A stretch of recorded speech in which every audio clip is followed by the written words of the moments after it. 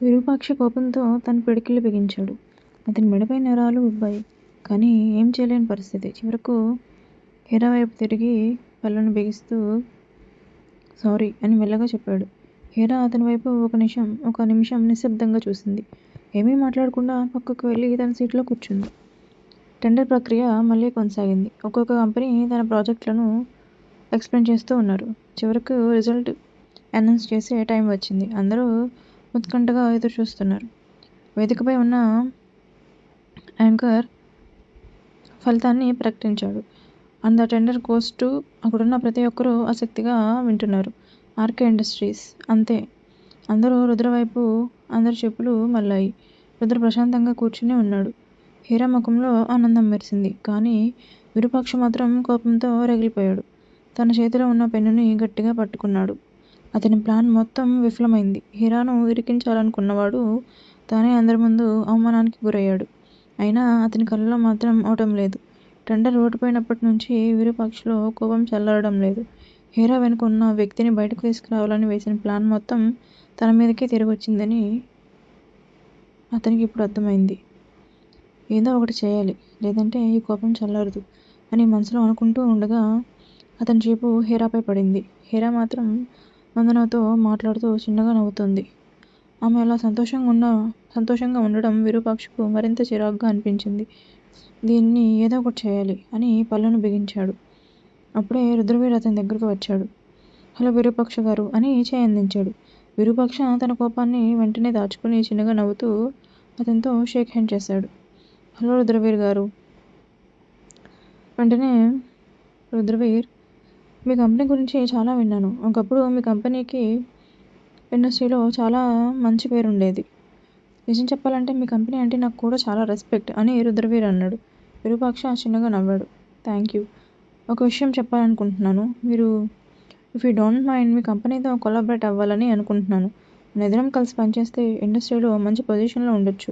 ఏమంటారు అని రుద్రవీర్ అడిగాడు. ఆ మాట వినగానే విరూపాక్ష కళ్ళలో వెలుగు కనిపించింది. It's my pleasure Rudraveer. తప్పకుండా కొలాబరేట్ అవుదాం. రుద్రవీర్ చిన్నగా నవ్వాడు. అయితే ఇవాళ నుంచే మన వర్క్ స్టార్ట్ చేద్దాం. మీ కంపెనీలో ఉన్న కొంతమంది స్టాఫ్ను మా కంపెనీకి పంపించండి. వాళ్ళు మా ప్రాజెక్ట్స్పై మీ కంపెనీ తరపున పనిచేస్తారు. డెఫినెట్లీ తప్పకుండా పంపిస్తాను. ఇవాళే మా కంపెనీలో ఉన్న స్టాఫ్ ప్రొఫైల్స్ అన్నీ మీ పిఏకి షేర్ చేస్తాను. మీకు నచ్చిన వాళ్ళను మీరు సెలెక్ట్ చేసుకోవచ్చు. థ్యాంక్ యూ విరూపాక్ష అని చెప్పి రుద్రవీర్ అక్కడి నుంచి వెళ్ళిపోయాడు. వెళ్తూ హీరా వైపు చూసి చిన్నగా కనుకొట్టాడు. హీరా కూడా అతని వైపు చూసి సిగ్గుగా నవ్వి తలదించుకుంది. ఇద్దరి మధ్య జరిగిన ఆ చిన్న పలకరింపును వందన మాత్రం గమనించేసింది. ఆమెకు ఎప్పటి నుంచో ఒక అనుమానం ఉంది. వీళ్ళిద్దరి మధ్య అసలు ఏం జరుగుతుంది అని తెలుసుకోవాలనే ఆసక్తి మరింత పెరిగింది. ఇంటికి వెళ్ళేటప్పుడు హీరాని అడిగితే పోలా అని అనుకుంటూ వాళ్ళిద్దరిని గమనిస్తూ నిలబడింది. మరోవైపు విరూపాక్ష మనసులో మాత్రం మరో ఆలోచన మొదలైంది. ఎలాగైనా నెక్స్ట్ టెండర్ నా కంపెనీకి రావాలి. అతని చూపు మళ్ళీ హీరాపై పడింది. ఇప్పుడు దీని వెనుక ఉన్నవాడిని బయటకు తీసుకురావాలి. దీన్ని ఏదైనా చేస్తే దాన్ని కాపాడడానికి వాడు తప్పకుండా బయటకు వస్తాడు అని అనుకున్నాడు. వెంటనే తన సీక్రెట్ ఏజెంట్ను పిలిపించాడు. ఈ వీడియో చూడు అని తన ఫోన్ అతని చేతిలో పెట్టాడు. ఈ వీడియో ఎక్కడి నుంచి వచ్చింది, ఎవరు పంపించారు, ఎలా వచ్చింది, నాకు పూర్తి ఇన్ఫర్మేషన్ కావాలి. ఓకే సార్ అని ఏజెంట్ చెప్పి అక్కడి నుంచి వెళ్ళిపోయాడు. విరూపాక్ష ముఖంలో ఒక క్రూరమైన చిరునవ్వు కనిపించింది. అతని మనసులో అప్పటికే ఒక కొత్త కుట్ర సిద్ధమవుతోంది. కొద్దిసేపటి తర్వాత విరూపాక్ష హీరా దగ్గరకు వచ్చాడు. హీరా, నువ్వు నాతో రావాలి. హీరా అయోమయంగా అతని వైపు చూసింది. ఎందుకు సార్, ఏమైంది? మన కంపెనీలో ఉన్న స్టాఫ్ ప్రొఫైల్స్ అన్నీ ఫైల్స్లో ఉన్నాయి కదా, అవన్నీ తీసుకొని రావాలి.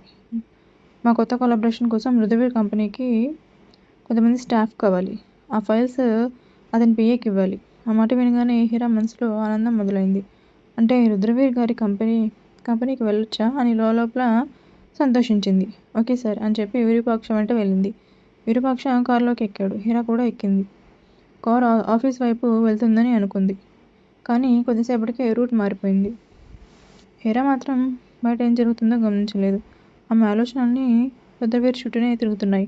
అక్కడికి వెళ్ళాక ఆయనతో మాట్లాడొచ్చా అని అనుకుంటూ ఉంటుంది అని ఆలోచిస్తూ చిన్నగా నవ్వుకుంది. అరగంట గడిచిపోయింది. కానీ ఆఫీస్ మాత్రం కనిపించలేదు. హీరాకు అనుమానం వచ్చింది. ఆమె బయటకు చూసింది. చుట్టూ జనసంచారం లేదు. రోడ్డు ఇరువైపులా చెట్లు, పొలాలు, దూరంగా పెద్ద పెద్ద షెడ్లు మాత్రమే కనిపిస్తున్నాయి. ఆమె గుండె ఒక్కసారిగా వేగంగా కొట్టుకోవడం మొదలైంది. సార్ అని మెల్లగా పిలిచింది. విరూపాక్ష స్పందించలేదు. సార్, మనం ఎక్కడికి వెళ్తున్నాం? కంపెనీ ఈ వైపు కాదు కదా? విరూపాక్ష మాత్రం ఏమీ మాట్లాడకుండా డ్రైవ్ చేస్తూనే ఉన్నాడు. హీరా డోర్ తెరవడానికి ప్రయత్నించింది. డోర్ లాక్ అయి ఉంది. ఆమె గుండెలో భయం మరింత పెరిగింది. చుట్టూ చూసింది. ఒక్క మనిషి కూడా కనిపించలేదు. ఒక కారు కూడా లేదు. ఒక ఇల్లు కూడా లేదు. ఆమె చేతులు వణకడం మొదలయ్యాయి. సార్, ప్లీజ్ చెప్పండి, మనం ఎక్కడికి వెళ్తున్నాం అని విరూక్ష చేతిని పట్టుకుని ఆపడానికి ప్రయత్నించింది. విరూపాక్ష ఒక్కసారిగా ఆమె చేతిని విదిలించి ఆమెను వెనక్కి నెట్టాడు. నోరు మూసుకుని కూర్చో అని గర్జించాడు. హీరా ఒక్కసారిగా వణికిపోయింది. విరూపాక్ష కళ్ళల్లో కనిపిస్తున్న ఆ క్రూరమైన చూపుని చూసిన క్షణంలో తాను పెద్ద ప్రమాదంలో చిక్కుకున్నానని హీరాకు అర్థమైంది. హీరాకు ఏం చేయాలో అర్థం కాలేదు. ఆమె దగ్గర ఫోన్ కూడా లేదు. అట్లీస్ట్ వందనను కూడా పిలవలేదు. ఆమెకు ఇప్పుడే అర్థమైంది ఆమె చాలా పెద్ద తప్పు చేసిందని. హీరాకి వెంటనే రుద్ర గుర్తొచ్చాడు. కానీ ఇప్పుడు ఏం చేయలేని పరిస్థితి. కూర్చొని అలానే గుండెలు పగిలేలా ఏడుస్తూనే ఉంది. విరూపాక్ష డ్రైవ్ చేస్తూ దట్టమైన అడవి లోపలికి వెళ్తూ ఉన్నాడు. లోపలికి వెళ్లే కొద్దీ పెద్ద పెద్ద షెడ్లు వస్తూ ఉన్నాయి. దూరంగా ఒక పాడుపడిపోయిన ఫామ్ హౌస్ కనిపిస్తూ ఉంది. దాని దగ్గరకు వెళ్ళి కారు ఆపాడు. అది చాలా పెద్దగా ఉంది. అది ఒక పాడుపడిపోయిన ఫామ్ హౌస్. వెంటనే అక్కడ కారు ఆపి కారు దిగి హీరా చేయి పట్టుకుని లోపలికి ఫామ్ హౌస్లోకి లాక్కెళ్తూ ఉంటాడు. అక్కడ కొంతమంది రౌడీలు కూడా ఉంటారు. వాళ్ళు విరూపాక్ష మనుషులు. విరూపాక్ష ఏదైనా పని చెప్పినప్పుడు వాళ్ళు చేస్తూ ఉంటారు. సో ఇక వాళ్ళు ఫామ్ హౌస్లోనే ఉంటూ ఉంటారు. విరూపాక్ష ఆమెని లోపలికి తీసుకెళ్తూ పైన ఉన్న బెడ్రూమ్లోకి ఆమెని లాక్కెళ్ళి బెడ్ పైన విసిరేస్తాడు. విసిరేసి ఆమె దగ్గరకు వెళ్ళి ఆమె జుట్టు పట్టుకుని పైకి లేపి, ఏంటి, ఇద్దరు నాటకాలు ఆడుతున్నారా? నువ్వు వాడు కలిసి నన్ను పిచ్చోడిని చేద్దాం అనుకుంటున్నారా అని గట్టిగా అరుస్తాడు హీరా కళ్ళలోకి చూస్తూ. హీరాకి ఒక క్షణం గుండె ఆగిపోతుంది. అతను చూపిస్తున్న కోపానికి ఆమె గుండె ఆగిపోయినంత పనైంది. అతను క్రూరంగా చూస్తూ గట్టిగా అరుస్తుంటే ఆమెకు ఏడుపు వచ్చేసింది. వెంటనే అతని పట్టు నుంచి ఏడిపించుకోవడానికి చూస్తూ ఉన్నా కానీ అతను అంతకంతకు ఆమెను గట్టిగా పట్టుకుని ఆమె ముఖంలోకి ముఖం పెట్టి చూస్తూ ఉంటాడు. నీకేదైనా జరిగితేనే కానీ రాడు కదా వాడు. సరే, ఇప్పుడు నేను నీకు ఒక స్వీట్ టార్చర్ అంటే ఎలా ఉందో చూపిస్తా.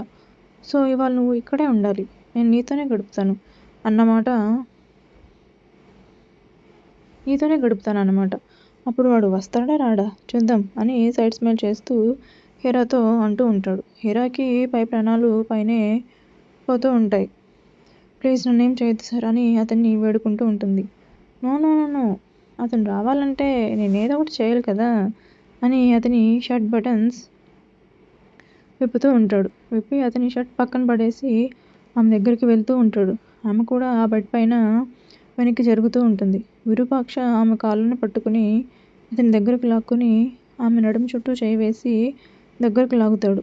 లాగి ఆమె మెడవంపులో అతని ముఖం పెట్టి గట్టిగా ఊపిరి పీల్చి అక్కడ గాఢంగా ముద్దు పెట్టి పంటిగాటు పెడతాడు. హీరా దానికి అతన్ని కొడుతూ కాళ్ళతో తంతూ అతని నుంచి విడిపించుకోవాలని ట్రై చేస్తూ ఉంటుంది. కానీ అతను ఆమెకి కొంచెం కూడా ఛాన్స్ ఇవ్వకుండా ఆమెని ఇంకా దగ్గరికి లాక్కుంటూ ఉంటాడు. హీరా గట్టి గట్టిగా అరుస్తూ ఏడుస్తూ ఉంటుంది. కానీ విరూపాక్షకి జాలనేదే కలగదు ఆమెను చూసి. ఆమె మెడ మీద చిన్నగా ముద్దు పెట్టి మళ్ళీ ఆ ఘాటు పైన చిన్నగా మళ్ళీ ఇంకో ఘాటు పెట్టి ఆమె ముఖంలోకి చూస్తాడు.